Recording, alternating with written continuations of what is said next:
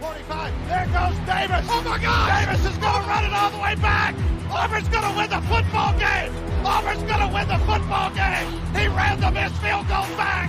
He ran it back 109 yards. They're not going to keep him off the field tonight. Holy cow. Oh, my God. Auburn wins. Auburn has won the Iron Bowl. Auburn has won the Iron Bowl in the most unbelievable fashion you will ever see. Oh, welcome in everyone to a brand new edition of the Dream Wage, episode 356. Tonight is January 7th, 2024. As always, I'm your host, D-Rock, and joining me is our NBA guru, my partner, Elvis Acosta. How you doing today, kid?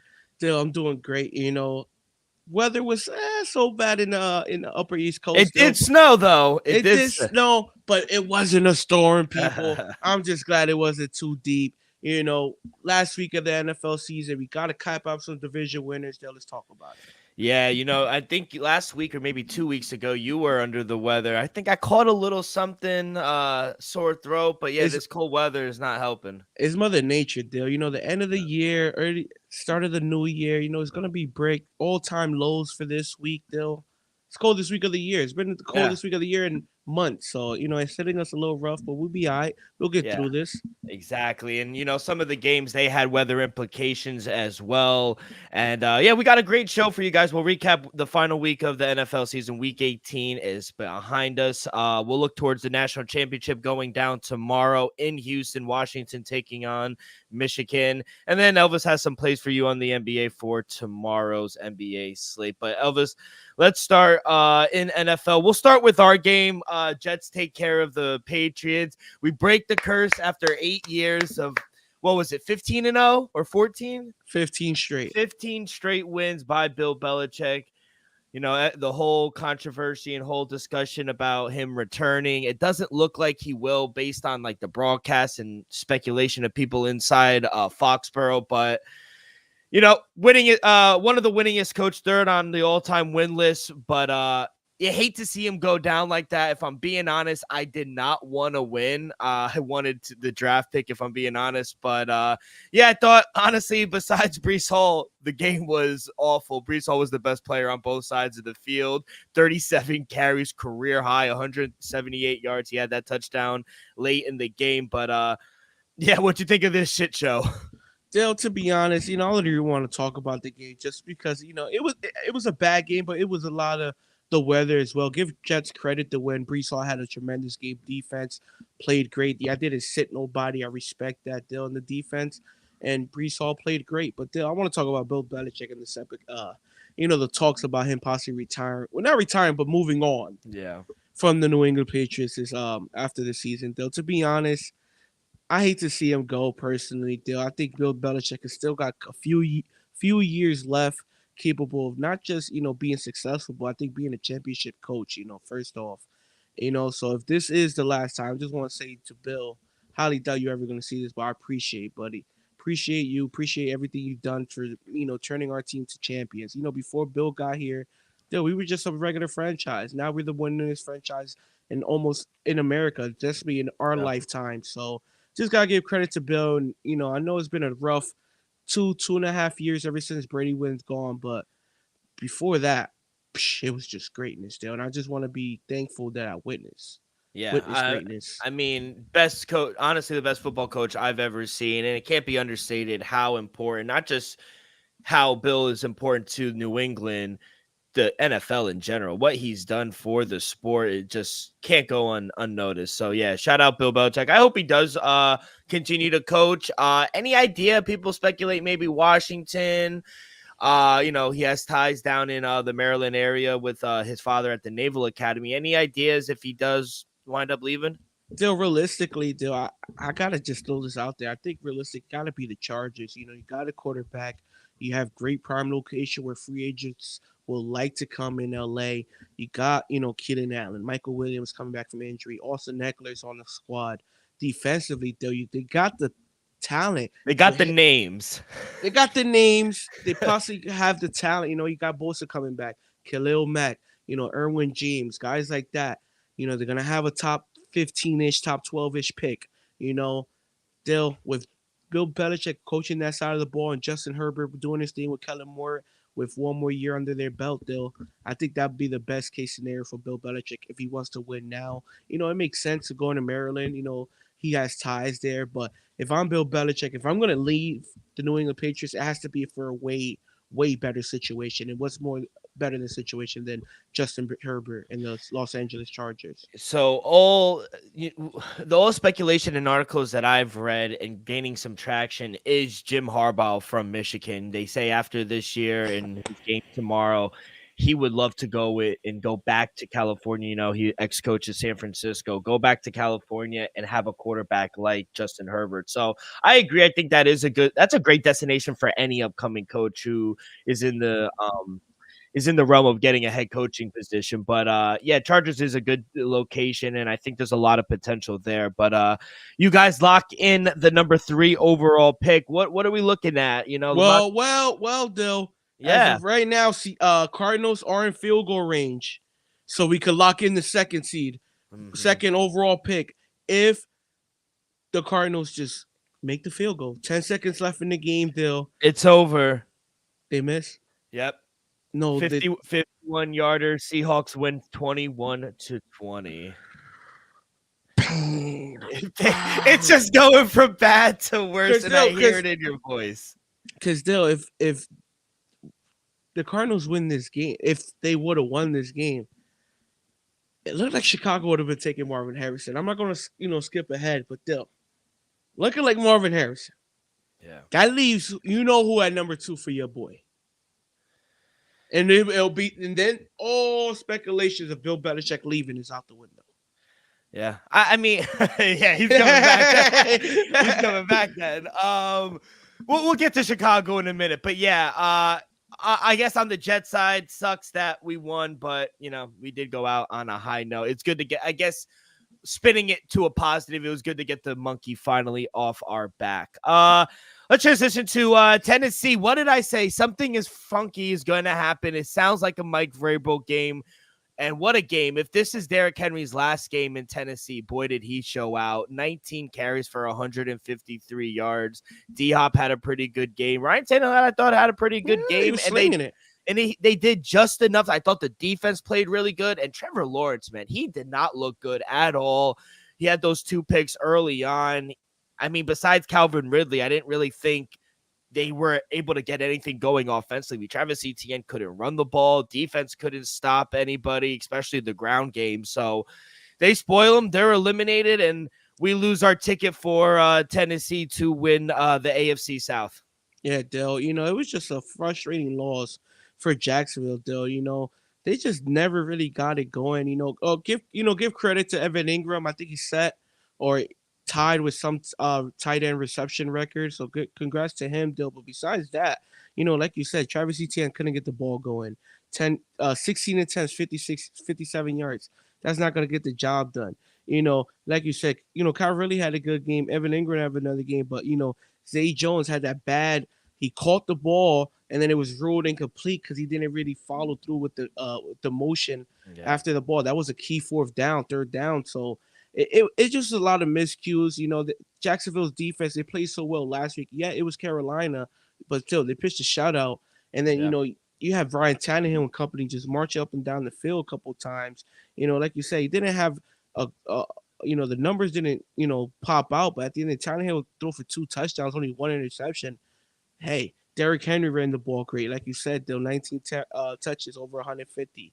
Even Spears had a touchdown. D-Hop had a pretty good game. So it was just crazy not crazy, but like how well defensively Jacksonville looked last week and then how poorly they looked this week, Dale, in a must-win game to win the division. It's just surprising. I guess that's the biggest thing for me. In a must-win, you have to show out. And I think that comes down to coaching. Like, they didn't come in prepared. They look sloppy. They look slow. Bad penalties as well. And there's no reason Ryan Tannehill, and this is no disrespect to Tannehill, but there's no reason he should be out playing Trevor Lawrence. Exactly. Trevor Lawrence is a better quarterback. In a must-win to get into the playoffs, you got to beat the Tennessee Titans. Let's go out to Ford Field.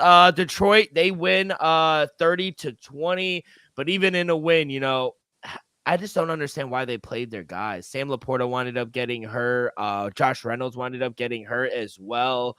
So even in a big win, Aiden Hutchinson had a good game as well with 2 sacks, but I just don't understand why they were playing it. They didn't really have anything to play for, I guess, besides getting the 2 seed. Yeah, small chance to possibly go back to the 2 seed if Dallas slipped up. We saw, other teams lose and whatnot, but they'll if 49ers slipped up against the Rams, uh, Dallas lose, hey, Detroit would have been the second seed chilling. But hey, at the end of Detroit took care of business at home. They understand. I don't agree with them playing all the starters, but in the first half, they looked very good. You can't lie, they looked very good. With Minnesota on the opposite side, Dill, Justin Jefferson had himself a huge game. It just shows you how talented that man is. He almost had 200 yards by himself. Nick Mullins moving the ball. He's going to throw a couple picks, but the fact that Jefferson, had damn near 200 yards on the road, Dill, was just something special. And then Detroit, Dill, hopefully the injuries ain't, nothing too serious. I understand the Porter.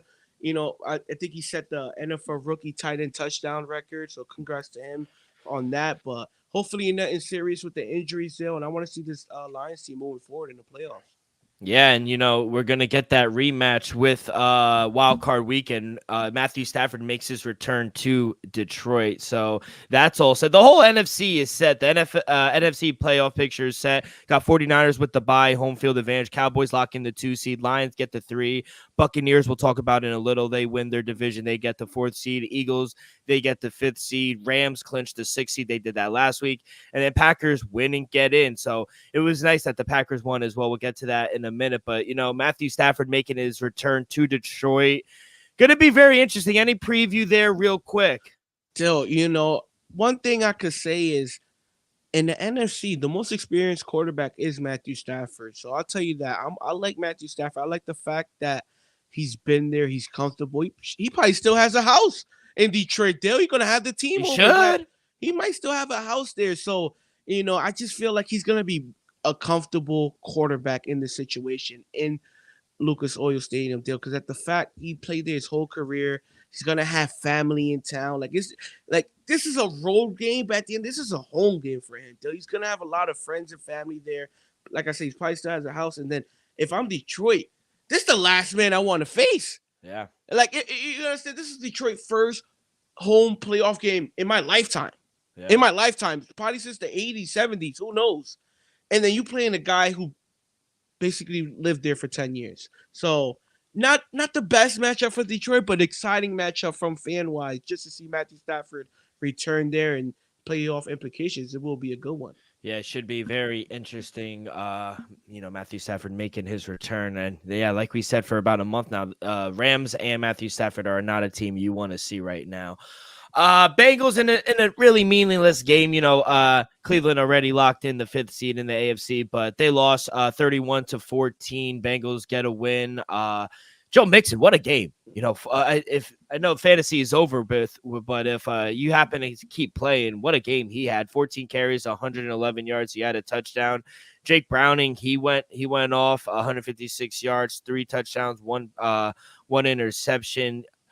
But the main story was his girlfriend going viral. Did you see that? Yo, no comment. But good for him. Yeah, no, the cast is didn't know his game was that good, and I'd have to agree. Shout out Jake Browning, he's the MVP of the game. But any thoughts, real quick, on this game? Give credit for the Bengals take care of business, covering the 7.5. Cleveland was just resting. Yeah, manning in for the playoffs. So just give credit to Jake Browning for pulling what he did, and then the Bengals for taking care of business at home. Joe Mixon having another 1,000-yard season. Congrats to him on that. Hopefully he gets a big deal. Hopefully he still stays in Cincinnati, but hopefully he gets a deal somewhere else if they don't pay the man. All right. What a game in New Orleans. That was probably the easiest bet we made this week. We were both on the Saints -3. They blew them out. What a game from Derek Carr. 4 touchdowns, no interceptions. He spread the ball out. 2 to A.T. Perry. Chris Olave had one. Rashid Shaheed. He's really come on since they put Michael Thomas on IR. Kendre Miller had a good game as well. He had a rushing touchdown. Offensively, they were fucking clicking at home. Big win. And what'd you think of the little scuffle between the coaches, Dennis Allen and Arthur Smith? I'm gonna just say this: Arthur Smith was right. At the end of the day, Dennis Allen didn't need to score the late touchdown. I understand, what it is or whatnot. But at the end of the day, you don't need to run up the scoreboard when you're already up 30. No need to win by 31 when you're up 20, 25. Yeah. So, just have a little better respect. But at the end of the day, like you said, Derek Carr had himself a day. It kind of sucks that we kind of see the Saints start hitting their stride and they're not able to make the playoffs still, but Derek Carr, like you said, 4 tutties, no interceptions. Taysom Hill had a huge game, running and catching the ball. No Alvin Kamara. You had Kendrick Miller over 70. They had over 150 yards on the ground without Alvin Kamara. So that just shows you that they were prepared, pregame, to definitely run the ball without Alvin Kamara. Didn't miss a beat there. And then, like you said, nobody really got a bunch of balls their way, but everybody made plays, though. Like you said, Rashid with a touchdown, Chris Olave with a touchdown, A.T. Perry with a couple touchdowns. So, to be honest, it just sucked that we seen Derek Carr honestly play his best football these last 2-3 weeks of the season, and then not able to get to the playoffs. So, better luck next year. Hopefully they could tighten it up, be a little more consistent. And then the other side with Atlanta, Dale, to be honest, in the start of the game, Desmond Ridder was playing all right. He was playing all right, made a huge B.J. Robinson made a huge play, but basically second quarter on, it was just Saints go Saints. Crickets. So, yeah. It was crickets after that. I thought he played all right. Desmond Ridder, I think he missed a lot of easy throws, if I'm being honest. That fourth and goal, missed Bijan Robinson in the end zone. Can't happen. But you're right. Saints, even though they don't make the playoffs, good way to end this season. A team that did make the playoffs and they won the division, Tampa Bay Buccaneers. They win the NFC South for the 3rd straight year. 9-8, Baker Mayfield, man. He leads the team back to the playoffs. Not the biggest game statistically for him, but they get the job done. 3 field goals. They win 9-0. And say what you want about the offense. The defense has really come alive these last few weeks for the Tampa Bay Buccaneers. Yeah, I agree with that. And we got to give Todd Bowles his credit. He's the defensive caller. He's a great DC. Honestly, being a pretty good damn head coach, still winning the division with Baker Mayfield. Shout out Baker Mayfield. Might be getting a contract extension. Just got an incentive over $1 million. So shout out to my boy Baker Mayfield getting the job done, winning the division. And then, like you said, they didn't really do a lot, with the passing game, with the numbers. Passing game, everybody was pretty quiet. Rashad White had a good game. But other than that, just give credit to Tampa walking out with the victory 9-0. And then on the opposite side, Dale, at the end of the day, for the year overall, as Bryce Young, I'm going to say it was a failure. Not to be a harsh critic or anything, but it's a fact, though. Yeah, these last 3-4 weeks, we saw the potential a little bit. So I'm not going to say he's a complete bust. I know some people will label him as such, but I'm not going to go that far yet. I saw some games where he looked okay, especially the one against Green Bay. So I would like them to, draft some weapon. Well, they trade away their first round pick, but hopefully add a weapon or two, help them out, get a better offensive lineman, and hopefully Bryce Young bounces back and have a good year too. Yeah, I think saying it's a failure is an understatement. He looked bad. CJ Stroud looked like the best quarterback. I mean, we'll talk about that on Saturday. We actually forgot. Holy shit, we fucking went right by the Saturday games. We'll do that. Thanks for reminding me. But yeah, Tampa Bay. I thought they played good, their defense. And to be honest, they're playing Philly. Philly's coming to Tampa Bay. Can you guess the line if you haven't already looked? Philly's going to be favorites for some reason. Understandable realistically, but I'm going to say Philly -4. Philly -2. A lot closer than, I mean, if you asked me about a month or two ago, I'd be like Philly -5, Philly -6. A month or two ago, I would have said Philly -8.5. That's what I'm saying. Watch this defense. I think this is going to be a very interesting weekend, wild card weekend. But yeah, Philly on the road next week taking on Tampa Bay. But you're right. Carolina needs to do something. They don't have a pick. Chicago Bears are officially on the clock. So I have a high suspicion they might take Marvin Harris Jr. We'll see what they do at the quarterback position. Yeah, I fucked up. Let's talk about Saturday real quick. Let's go backwards. We'll start with the early games. Steelers take care of the Ravens 17-10. 8-10. Mason Rudolph, I thought, played a really good game, 18 for 20, 152 yards, touchdown. He had that one throw to Deontay Johnson, 71-yard touchdown throw right up the middle. Najee Harris had a really good game. Najee Harris has really come on these past month or two, 26 carries, 112 yards. And look, as soon as they fired Matt Canada, this team is 10-7 and punched their way into the playoffs. Thoughts on the steel curtain? Still, like you said, Najee Harris, it was just a Najee Harris show with a sprinkle of Deontay Johnson, realistically, Dill. Besides that one slant that went to the house, Najee Harris is just running the heck out of the ball there. He's the first running back since Alfred Morris to start his NFL career with 3 back-to-back 1,000-yard seasons. So that's a nice stat right there. Hopefully he gets paid. I understand some people had talked down on him, but at the end of the day, people 3 consecutive 1,000-yard seasons.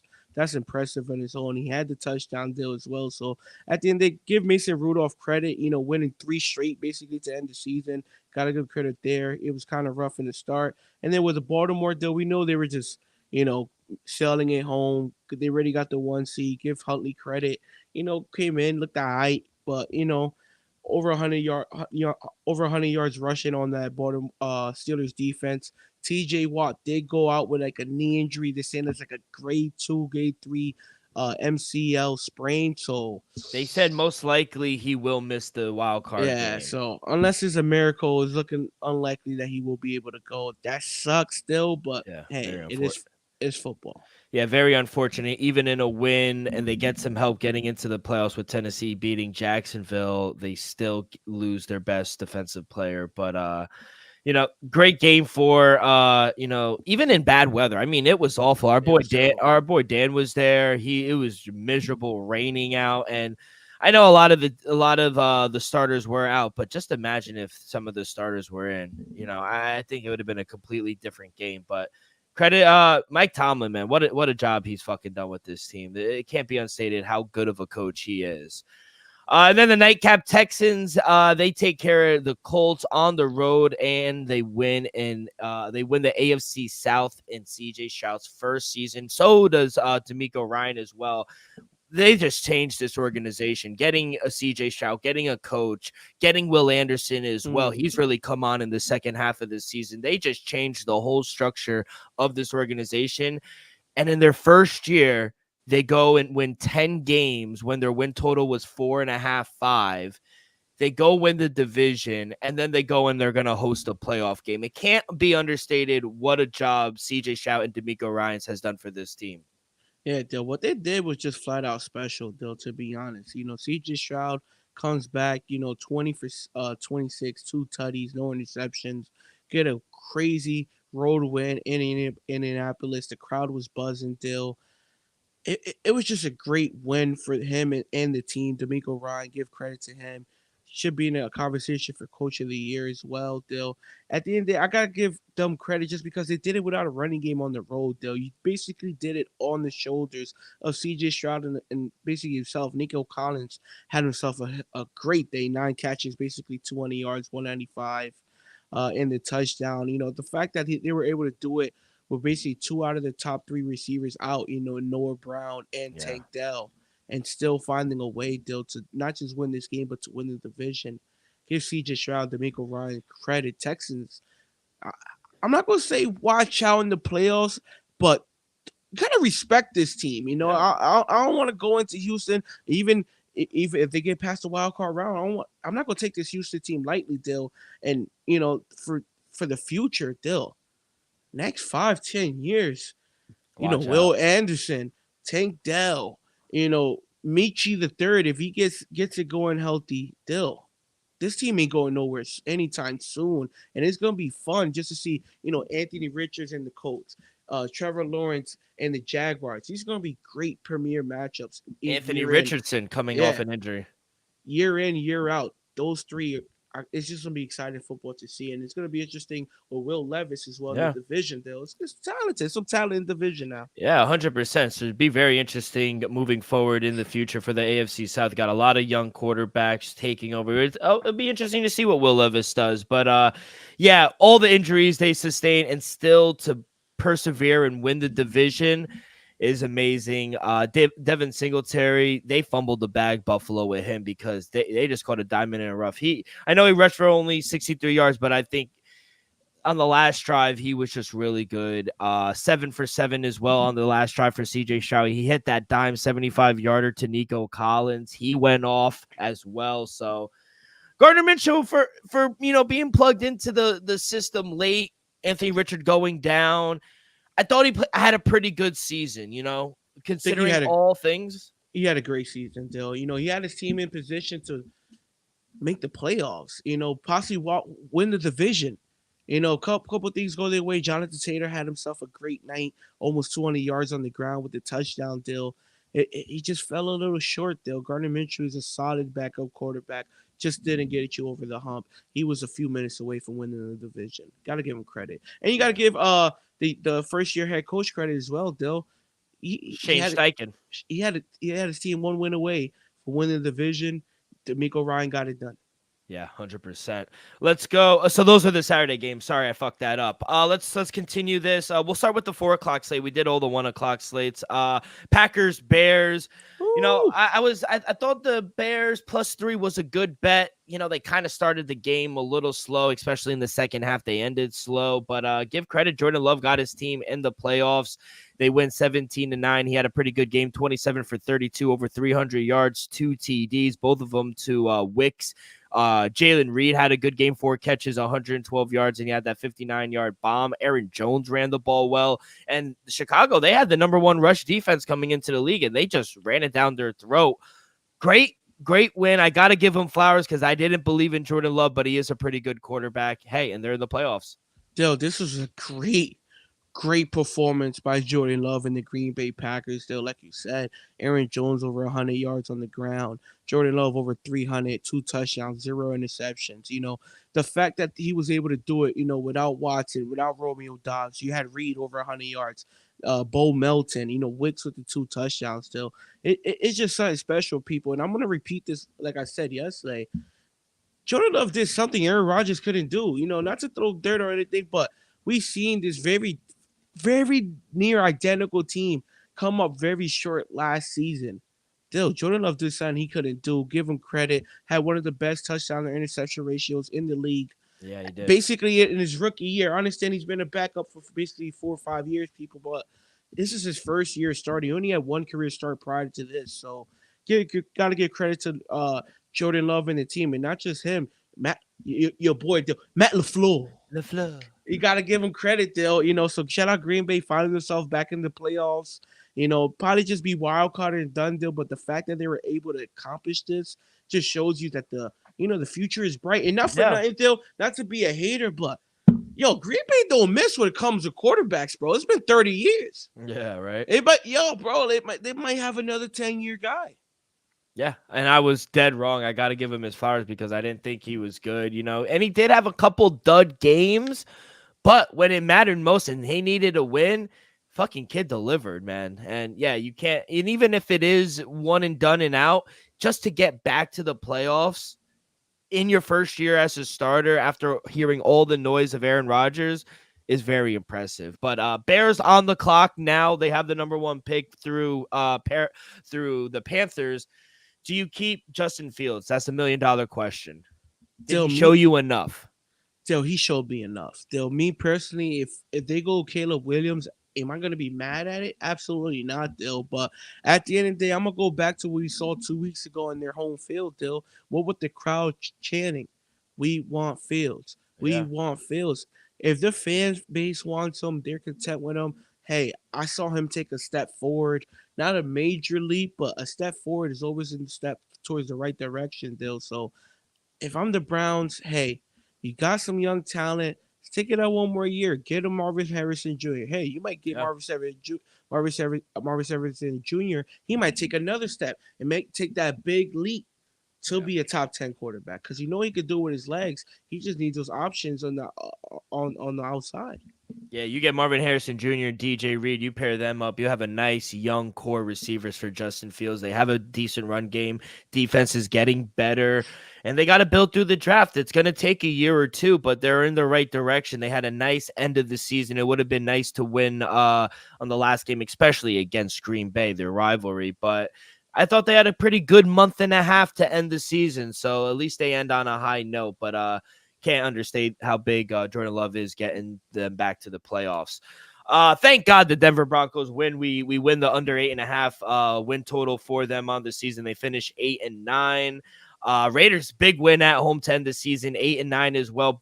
I know they didn't make the playoffs and they finished under 500, but their win total was 5.5 or 6 at some places. So they did go over their win total. And for all the outside noise, coach getting fired, benching Jimmy G, Aiden O'Connell played okay. 20 for 31. He had the 2 TDs. He was only sacked once. He had a nice throw to Jacoby Myers for a touchdown. Javante Adams had a nice touchdown in the corner of the end zone as well. Zamir White has been good these past few games since Josh Jacobs has been hurt.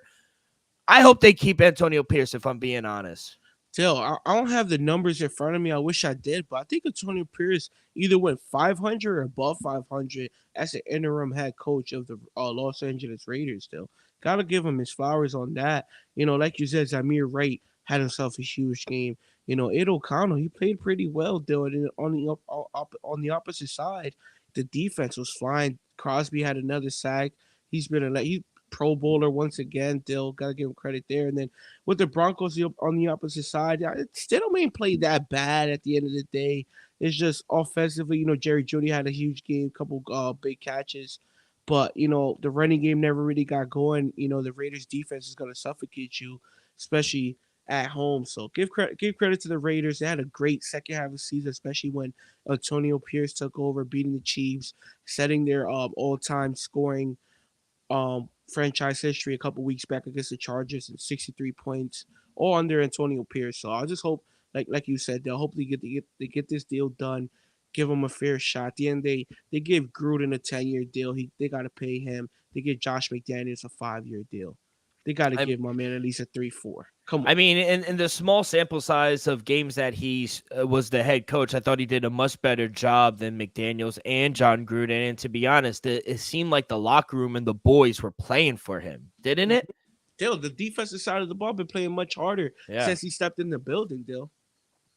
Let's go to MetLife. The Giants take care of the Eagles. Man, the Eagles just continue to struggle. I don't know why they were playing their starters as well. They took them out. Marcus Mariota wanted they needed to. They needed to get in rhythm now. A.J. Brown went down because of the MetLife turf holding his leg, so not looking good. But yeah, big win for the Giants at home to finish the season. Saquon had a pretty good game. He had the big catch for 46 yards. He ran the ball for 46 yards as well. Tyrod Taylor, I thought, had a pretty good game. Tommy DeVito, 2 for 2. Kind of finished strong throughout the year.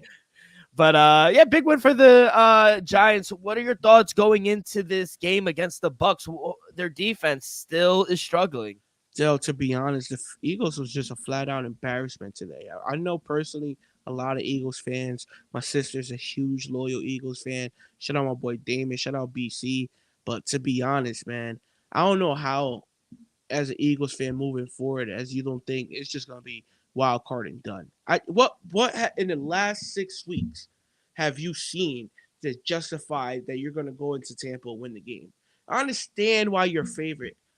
You got out of respect, winning the NFC last year, going to Super Bowl last year. Got Jalen Hurts still. Let's see how A.J. Brown's status. Defense, to me, Dill, it might be the worst defense in the playoffs. It was just flat out embarrassing how bad the Eagles looked today in MetLife. Give credit to Tyrod Taylor. Like you said, Saquon had a couple touchdowns. Huge game. Darius Slayton had a huge game. He finished the season strong. It's just flat out embarrassing how bad the Eagles looked. And someone has to go, correct? The last someone has 6 to weeks. go. No, if it was up to me, somebody would have went two games ago when they lost to Arizona. Now, do you have any concern or question marks with Jalen Hurts? Because they did just pay him. He got the big contract, and now he's kind of struggling. Nah, you know why, Dill? Just because at one point, Dill, this team was 10-1 when we was Yeah. talking about this team is going right back to the Only Super lost Bowl. to the Jets. And he lost to the Jets before. Think about it, he don't lose. He don't throw 3 interceptions against the Jets. This team was 11. Would have been 11-0, Dill. So Yeah. I'm not gonna overreact. I think it's just a bad 6 week stretch. Maybe he's still sick from the Seattle game, Dill. Who knows? Yeah. It's just this team hasn't been right for about 7 weeks. First, prior to that, they were the best team in football. They were both number ones for the first 11 weeks of the season, though. You know, maybe the Yeah. 49ers stuck in a couple of times, but the majority of the first 11, 12 weeks of the season, not just our power ranks, a lot of power ranks, Eagles was the best team in football. So I think they just got to clean it up, especially on the defensive side of the ball. I'm going to say this one more time, people. Last year, the Philadelphia Eagles tied the all-time NFL record in sacks. Last year, they were the best defensive team in football. This year, they're absolutely the worst. Yeah, and they better figure it out quick because Tampa Bay is playing really good ball, especially defensively. Now They going got on the six road. days. I think they play Saturday. Yeah, I think they do play Saturday. So quick turnaround, and they're staying on the road. At least it'll be a little warmer down in Tampa. Like the game we just talked about a little earlier on, Seahawks take care of business and defeat the Arizona Cardinals 21-20. Geno Smith 16 for 28. He had 2 touchdowns, no interceptions. He wasn't sacked at all. Kenneth Walker III had a good game, 17 carries for 78 yards. You know, a win is a win. I know it wasn't the prettiest win, but Pete Carroll finishes the season 9-8. So, win is a win. I wish they would have covered the 2.5, but give credit to Seattle sneaking out a win, having I'm gonna say a good season. They couldn't make it to the playoffs, but hey, it is what it is. Pete Carroll, another winning season. Geno Smith didn't really regress. Little drop off still, but hey, to me, he's still worth the money he got.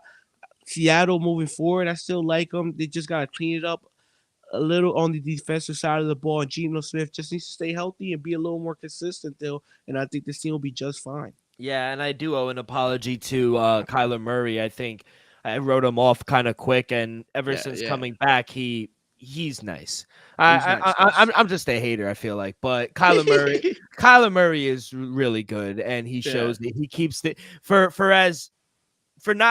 having a team not have as many weapons as others.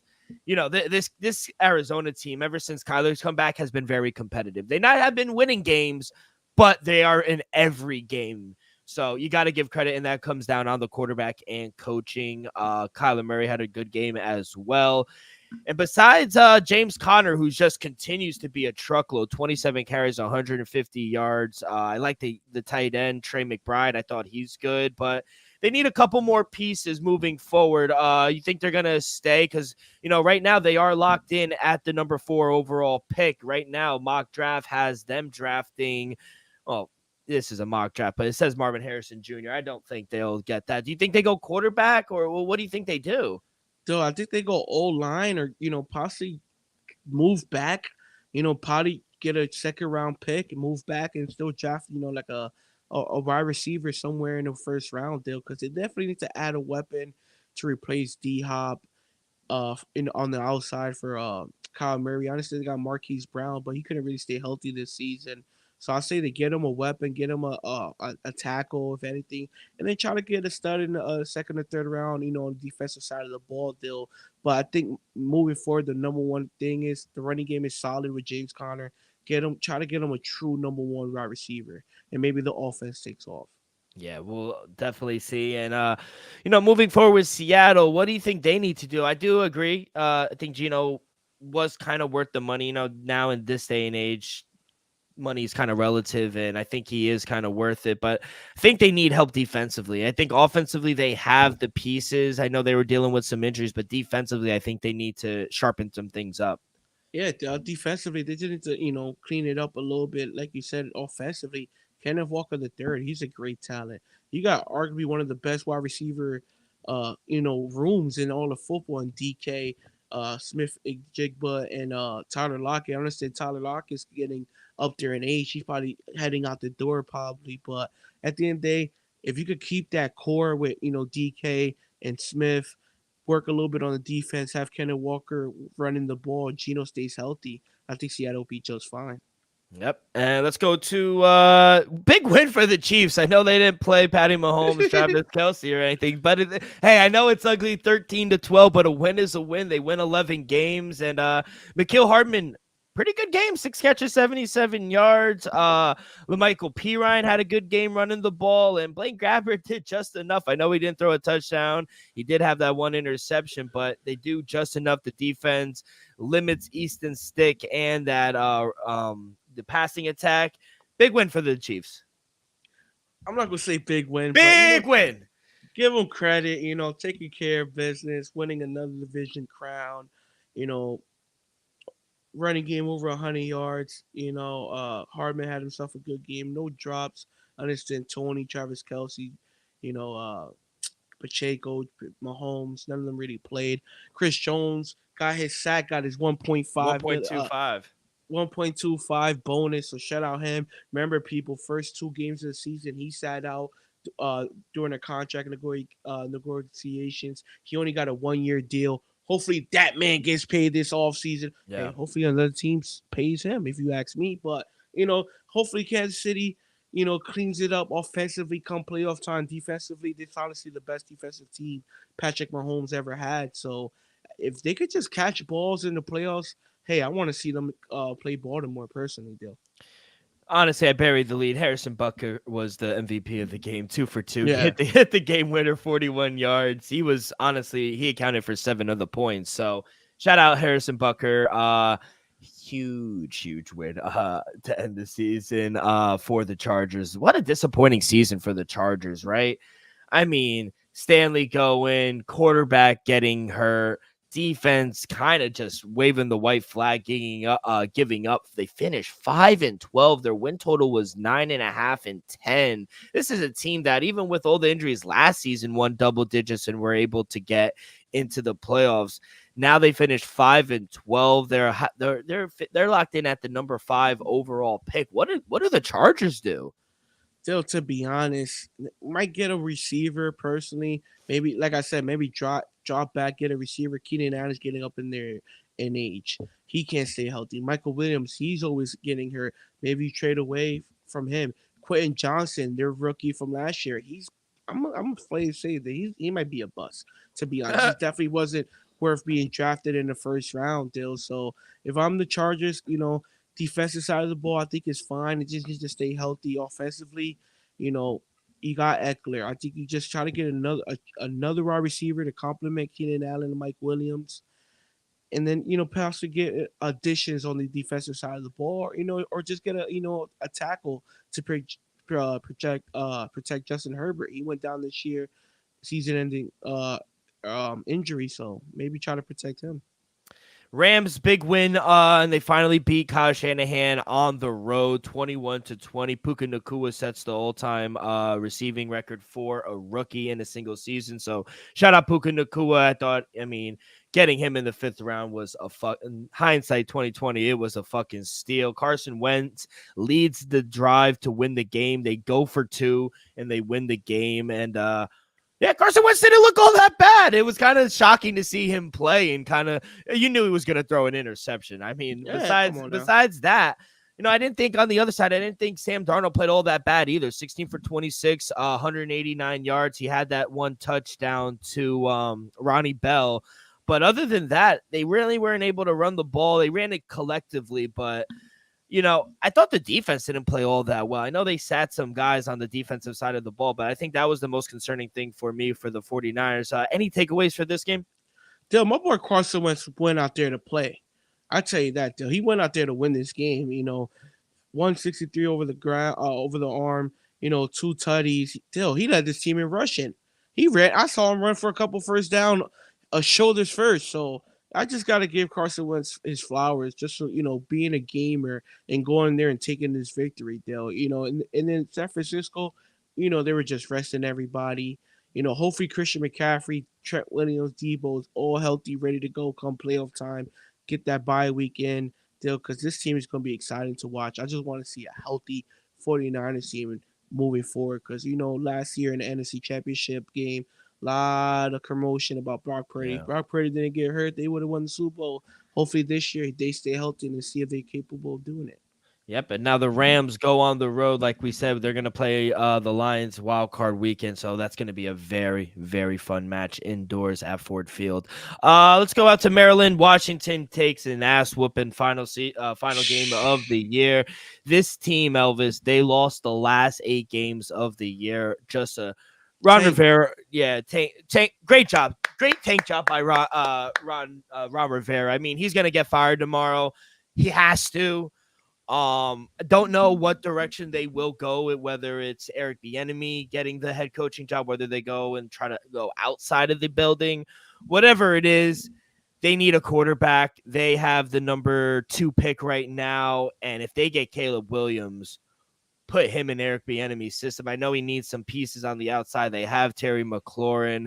They have some guys, Antonio Gibson's all right. The young Jahad Dotson's good. Curtis Samuel, he's a veteran. I like Brian Robinson Jr. They need a couple more pieces, and they definitely need offensive line, but Sam Howell isn't the guy, unfortunately. 19 for 27, 153 yards, 2 picks. He'll sling it. I'll give him credit. He's not afraid to throw the ball, but he's not the most accurate. The play decision, you see him sometimes even going over and reviewing things with Eric Bieniemy. I don't know if those two are on the same page, and I guess just talent-wise, no disrespect, but Caleb Williams is far better than Sam Howell, even without playing a game in the NFL. I think they have to go quarterback. What do you think? They definitely have to go quarterback because Sam Howell is just his first year and whatnot, but he clearly not the guy. Jacoby Brissett, he's not the guy. You got Eric Bieniemy there. You got to get him somebody that he could help develop / move forward with the offense. And we saw Sam Howell beginning the season. At one point, he was leading the NFL in passing. But 8 straight losses, that just shows you who he is. Yeah, 100%. And now on the other side, Cowboys, they take care of business. They didn't really sit anybody either. They were still fighting for the number 2 seed, fighting to win the division. They wind up winning the NFC East 12-5. Great year. Mike McCarthy was back with the team as well. CeeDee Lamb, another big game, 13 catches for 98 yards, 2 TDs. Tony Pollard had a better. I'm not going to declare it a good game. I know he had the touchdown, but I'll say he had a better game. Yeah, one of his better games of the season. Excuse me.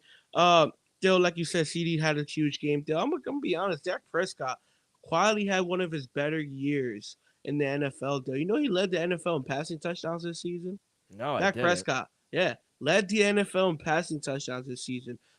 To me, you got to give Dak his flowers just because last season, what did he did though? He was tied in the NFL with Derek Carr with the lead in interceptions.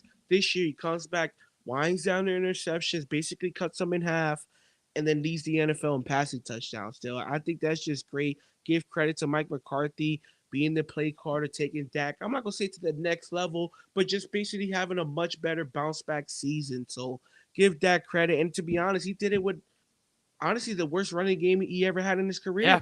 Can I just say that? So, and he wanted to run the ball more. Exactly. No, those are his words. Those are my words. Yeah, you quoted him correctly. So to me, it was just impressive how good Dak looked, not just today, but throughout the season in this offense. Huge win, 38-10, just a flat out dominated win. Give credit to the Cowboys. Yeah, so they're all set. NFC division, like I said, 49ers have home field advantage and the bye. They get the 1 seed. Cowboys lock in the number 2 seed with the win over Washington. Lions get the win. They got the number 3 seed. They will be hosting the Rams. Buccaneers win the division. They will be hosting the Philadelphia Eagles. Rams get the 6th seed. Like I said, they're going on the road. And then Packers get the 7th seed. They will go on the road to take on the Dallas Cowboys. Woo! Now for the AFC, Ravens get the 1 seed. We're still waiting. We're recording this before Sunday Night Football, but we got all the teams. It's just a matter of if the Bills wind up winning, they wind up getting the 2 seed. If they lose, they will stay at the 6 seed. So, you're going to say something. Yeah, Dale. So basically, it's either going to be Miami taking on Pittsburgh and then Kansas City Buffalo going to Kansas City, or is it going to be Pittsburgh going to Buffalo and Miami's going to Kansas City? That's only the scenarios though. Yeah, exactly. So we got all the teams set for the playoffs. I can't wait for Super Wild Card Wednesday next week. But yeah, we got all the teams in. Chiefs take care. Texans, they wind up winning the division. Browns were already locked in.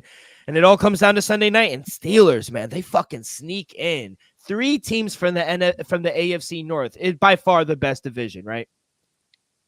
Yeah, you have to say. Yeah. Because even the Bengals ended with a positive record. They're all 4 teams are legit teams. And I know what you want to say. Shout out Jake Browning again. I gotta shout him out. I mean, the work he's doing on and off the field, it can't be unstated. But if they have Joe Burrow, this could be another playoff team. You know what I mean? What other division has 4 competent teams? Off the top of your head, like. NFC West. Well, Arizona was trash. Yeah. It's just dumb, really, Dill. I mean, dumb, really. Yeah. AFC East last year, besides Washington. Yeah. And that's the thing. I guess the other one, maybe the NFC North. Lions 12-5, Packers 9-8, Vikings 7-10, Bears 7-10. They're all right, but yeah, I guess the second would be NFC West. Besides Arizona being trash, they all finished above 500. 2 of the teams did get into the playoffs. In Seattle, technically, they were still alive coming into today. But overall, Week 18, how did you do, kid? That was a bad week. I'm overall 3-5 right now. Hopefully, we could turn it around tonight. Have 3 plays, so hopefully we could go. But so far on the weekend, I'm pretty sure I'm 3-5. Yeah, bad week for the kid as well. 1-4. Jaron Warren over 9.5 rush attempts. He finished with 9. CJ Stroud over his pass attempts. He had 26. The only one I really hit was New Orleans -3. That was easy. Yeah. But mine was New Orleans -3 and Evan Ingram. He went over. He had himself a huge game. But Jacksonville, I took them 3.5. Patriots never had a shot. Seattle -2.5, bad beat of the day, and I took Washington +13.5 and Mike Evans over. Yeah, I got 1 receiving prop for Sunday Night Football, so hopefully it softens the pain if we cash this just a little. But we'll have our full 2023-2024 NFL record, regular season record for you guys on Wednesday, as well as our final power rankings of the regular season. But before we transition to the national championship and we'll get picks for you there, a quick word from our sponsor. We are presented by Viva Tequila Seltzer, the most refreshing hard seltzer on the market, hands down. It's a wonder why Viva was voted #1 hard seltzer in the world by San Francisco World Spirit Competition. With only 88 calories, 0 carbs, 0 sugar, and a light 4.5 ABV, Viva is the perfect drink for your post-game celebrations, as it was created with that active lifestyle in mind. We flavor tequila seltzer because flavor is the spice of life, and we like our drinks with just a kick, just like how we like our lives. Whether it's Huckleberry playing a round of golf with the boys or an elderberry on a Monday night watching Washington versus Michigan, it doesn't matter. Our favorites pair perfectly with that Artisanal Blanco tequila for that subtle and refreshing drink. Our belief here at the Dream Wager and at Viva is to live long, live well, and live it up. All right, kid, let's go. Let's head down to Houston where the Texans play. That is where the national championship will be held. 7:30. It's a little earlier, so we're able to watch the whole game. It doesn't start at 8:30, thank God. 7:30 o'clock, and we will start here.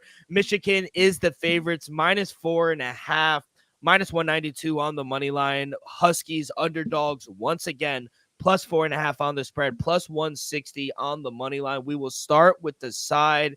Elvis, are you taking the underdogs of the year, or are you taking the team up north?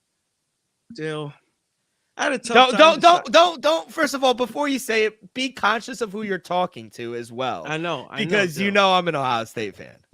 I know, Dill. I know. I had a tough time coming down with this just because I'm a Bama guy.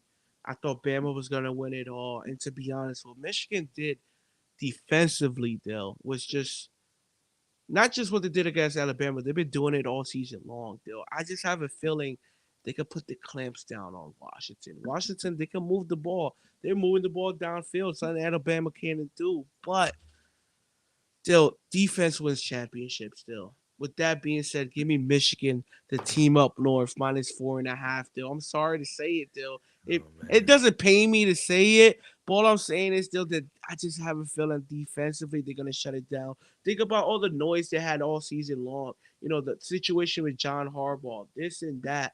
Still, it's meant to be Michigan team up north. Finally gets the job done after so many years. Still, -4.5 is the play. Oh my God! I apologize. The reason I said that to beginning is because I had a feeling you were gonna take them, and I was just like, before you just openly say you're taking them, just ease it a little bit, And you mentioned their defense, which they rank 9th in offensive success, 44th in yards per play. Their offense is good. Their defense is good. And it all starts with Blake Corum, their running back. He rushed for over 1,000 yards. He had 24 touchdowns. As he goes, the Wolverines go, if I'm being honest. He had a great game against Alabama, 83 yards. He had the game winner, the 17-yard game winner. Defensively, they rank 9th in defensive success, 4th in opponent yards per play. This is a fantastic defense. Their front seven, they were a force against Alabama. They sacked Jalen Monroe 6 times. And on the other side, if you want to take a look at Washington, they've been overlooked this whole season, being underdogs twice to Oregon. They beat them both times. Being an underdog against Texas, they beat them, and now they're underdogs again. Penix, he's one of the best quarterbacks in the country. He has a great duo in Romo Dunes and Jalen Polk. And on offense, they rank 5th in offensive success, yards per play, and they lead the country in passing offense. This is one of the best passing attacks they'll see. The defense, Washington's defense is supposed to be their Achilles heel, and a lot of people say, they're not, the defense is not good. You can take advantage of that, but it steps up when they need them the most. They're led by defensive end Braylon Tice. He's going to be playing on Sundays. And while their numbers have been kind of bad, they're 25th in opponent yards per play, 29th in opponent QB rating. I think their main focus has to be shutting down Blake Corum. Michigan's defense, they looked great against Alabama. They pressured Milroe, like I said, and they kind of looked overwhelming at times, but giving up sacks has been a problem all season, and it's going to be hard for the Wolverines to get pressure on this offensive line, which is arguably the best in the country. They won best offensive line. I think it's called the Joe Monroe Award for best offensive line in the country. They only gave up 11 sacks on the season. So it's one of the best offensive line in the country. They only gave up 1 sack last week against Texas defensive line, who have multiple NFL players that are going to be playing on Sunday. So all in all, with all that, I think if Washington can keep Penix in a clean pocket, if they could shut down Blake Corum, and if they could force J.J. McCarthy and this Michigan special teams to make a mistake or two, I think Washington wins this game. I think they're the best team in the country. I'll take the 4.5 in my pocket, and I'll even sprinkle a little on them on the money line, plus 162 to win their first national championship since 1991, kid. Give me the Huskies. You like that? I ain't mad at it. Can't be. But anything else? How about total? I honestly think it's going to be a big game. I know defenses are kind of good, especially Michigan side. They're a top 5 defense in the country. Total sitting at 56.5. I actually lean over. I think we see some points here. Dill, the only reason I'll lean over as well, Dill, I just have a feeling it might go into overtime, Dill. Overtime, a couple touchdowns could be scored quick. It goes over by a mile. So, Dill, I think it could be possibly close and then gets, go over in overtime. So I'm going to lean the over as well. I think it could possibly be like a, 30-24, 30-27 game, something like that. Yeah, and it's a national championship. We don't want to see a blowout. We don't want to see a low scoring 9-6 type of game. We want to see points. Mm-hmm. That's the nature of football in today's age. It's scoring points. Defense is really not key. We'll see. And who knows? Maybe we'll be watching Jim Harbaugh's last game at Michigan in his alma mater. A lot of people think, he hired Tom Brady's football agent. I think he might go to the NFL next year. He'll have a lot of jobs lined up for him. But Elvis, thank you so much. Let's go to the NBA. We got 6 games on the slate, shorter slate for the NBA. No plays for me. I'll probably have some props I'll post on Twitter tomorrow, but what do you got for the people? Yeah, Dale got a couple plays for tomorrow. Not too much crazy, Dale. Let's start at 7 o'clock. The Boston Celtics taking on the Indianapolis Pacers. Boston Celtics 2.5 point favorite. Huge over under sitting at 243.5. Dale, give me the Boston Celtics on the road minus 205. Dale, this is gonna be a great matchup. I just think defensively Boston could put the clamps, slow down the Pacers just a tad. I'm not gonna touch the over under, but I think defensively the Boston Celtics got what it takes to slow down this team. Still, my second play of the night will be the Chicago Bulls taking on the Charlotte Hornets on the road. I took them at -5.5 earlier. Right now, they up to -6. Still, I still like the -6 over under sitting at 217.5. Still, give me Chicago Bulls on the road. I'm gonna lay the 5.5. Get the 6. Ooh. If you want to lay the 6 now, people, because the spread might keep going up now. That money's going to be coming in. Then my last play of the day is a two-way teaser. I haven't done an NBA teaser in a minute, so you know what, Dale? I wanted to play it safe, give you guys a little something, Dale. So Houston Rockets taking on the Miami Heat as a 5-point dog on the road, Dale. I was like, you know what? I like the +5. I love the +11. The two-way 6-point teaser tease up Houston to +11. There's no way they lose this game by double digits. And then Utah Jazz taking on the Milwaukee Bucks. Bucks a huge favorite at home, -11.5. Still, you know what? Play it safe. Still, we tease them down. So that's my two-way 6-point teaser. Houston to +11. The Bucks down to -5.5. Let's play guess whose line. Gonna be a really good game. Hopefully Phoenix comes out and they actually play well against Clippers. Clippers hosting them. Should be a good game. I want to kind of stay up. I know it's gonna be late with the national championship. Hopefully I could watch a half, but you gotta think Clippers, they're a fucking wagon right now. They gotta be like at least a 4 or 5 point favor, right? I'm gonna say Clippers they're on the road, so I'm gonna say no, they're at home. No, Clippers are home, yeah. I'm gonna say Clippers -4.5. Yeah, I'm gonna lean, and I'm taking it. There's no lines out. So no lines, if it's anything under 6, I'm laying it.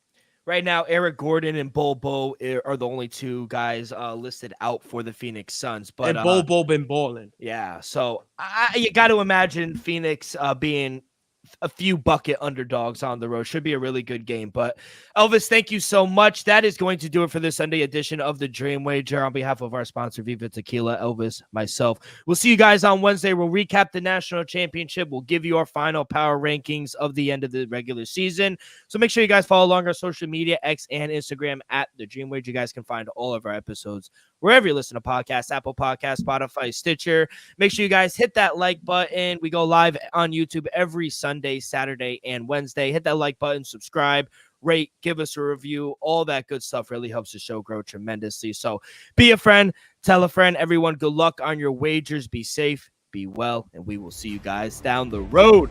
Peace.